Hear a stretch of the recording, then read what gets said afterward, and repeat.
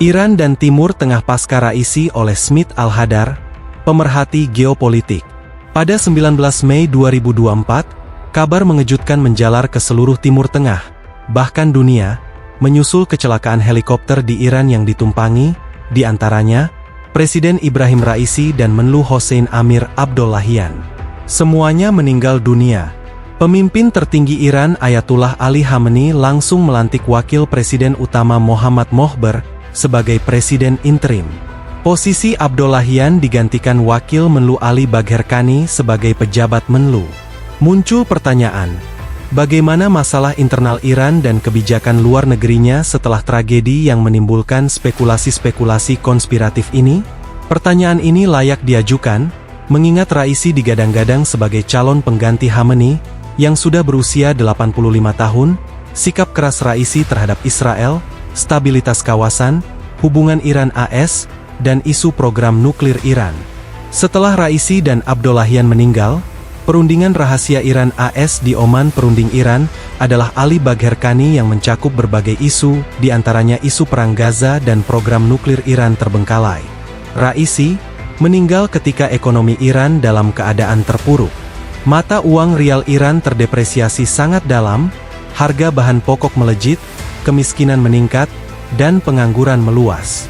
Ini terjadi setelah AS di bawah Presiden Donald Trump, atas desakan Israel dan negara Arab Teluk, mundur secara sepihak dari kesepakatan nuklir Iran atau JCPOA. JCPOA ditandatangani Iran dan P5+1, AS, Rusia, Tiongkok, Inggris, Perancis, plus Jerman pada 2015. Kesepakatan ini mengizinkan Iran mengekspor energinya ke pasar global, dengan imbalan Teheran membatasi program nuklirnya. Mundurnya AS pada 2018 diikuti sanksi ekonomi yang melumpuhkan. Anggota P5+1 lainnya, kecuali Rusia dan Tiongkok, terpaksa juga membatasi kerjasama ekonomi dengan Iran. Masalah Iran berlipat ganda, menyusul pandemi COVID-19. Situasi ini menciptakan keresahan sosial. Di pihak lain, Raisi memberlakukan kode berbusana yang lebih ketat yang mengecewakan kaum perempuan. Padahal, Raisi terpilih melalui Pilpres 2021 yang diboikot kubu moderat dan reformis. Untuk pertama kalinya sejak Republik Islam Iran berdiri pada 1979, jumlah pemilih terdaftar yang datang ke kotak suara hanya 40% lebih. Pemerintahan Raisi memiliki legitimasi yang rendah.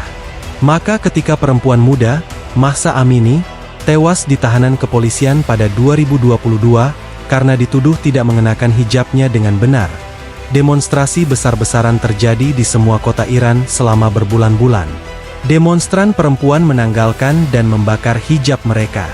Tak kurang 500 orang meninggal dan 16 provokator dieksekusi mati. Pelapor ahli HAM PBB menyatakan, Iran telah melakukan kejahatan kemanusiaan. Gejolak internal dan tekanan eksternal membuat Iran makin mendekatkan diri dengan dua kompetitor utama AS dan NATO, yakni Rusia dan Tiongkok. Kerjasama ekonomi Iran dengan dua negara besar ini, yang meningkat drastis membuat Iran bisa sedikit bernapas. Tiongkok menandatangani kesepakatan jaminan pasokan minyak Iran ke Tiongkok selama 25 tahun.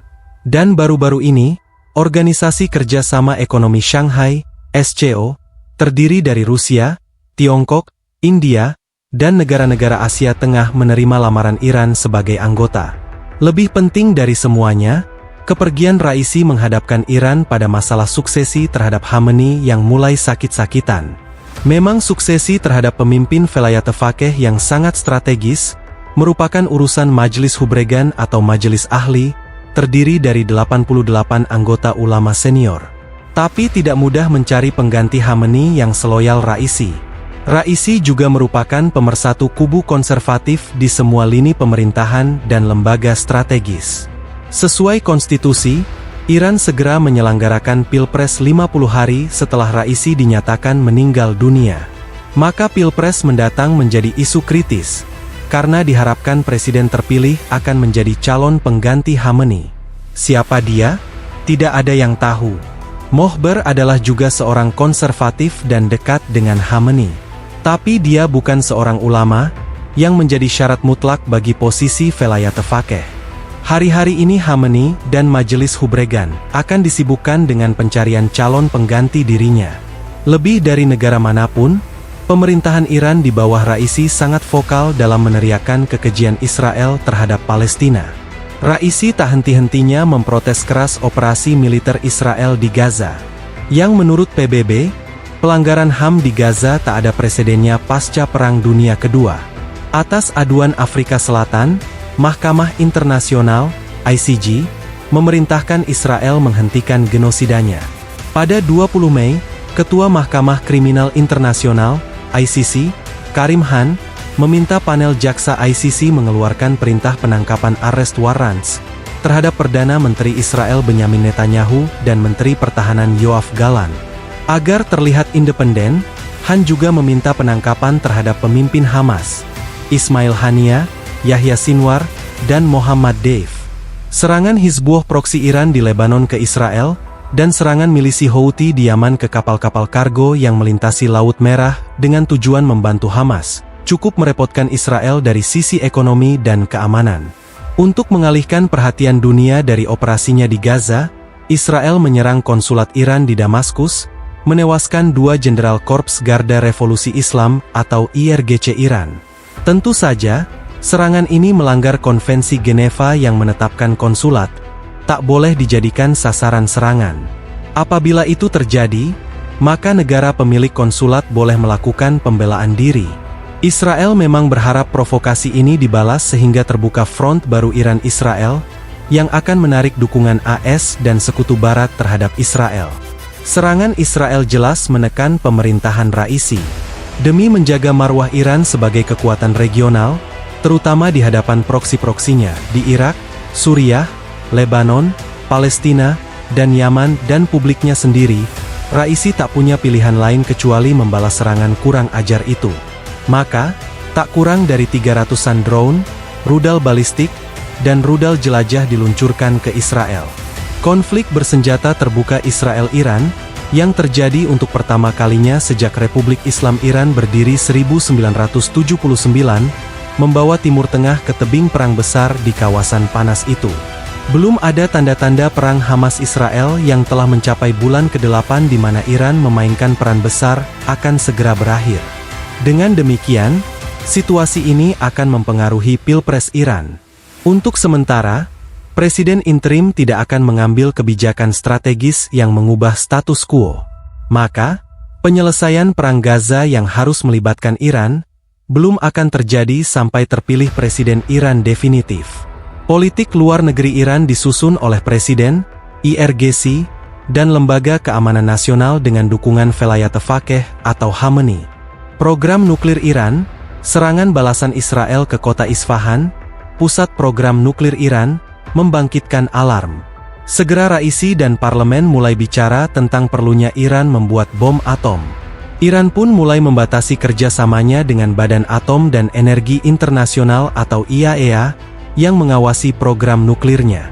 Ini menimbulkan kekhawatiran AS, Israel, Uni Emirat, dan negara-negara Arab Teluk. Menurut IAEA, Iran telah berhasil memperkaya uranium hingga 60%. Kalau mau, hanya perlu 2 minggu bagi Iran untuk membuat 2 bom nuklir. Dalam perundingan Iran-AS di Oman, selain membicarakan deskalasi perang Hamas-Israel, mengganti pemerintahan Israel, dan status Palestina pasca perang, keduanya juga berunding soal pemulihan JCPOA.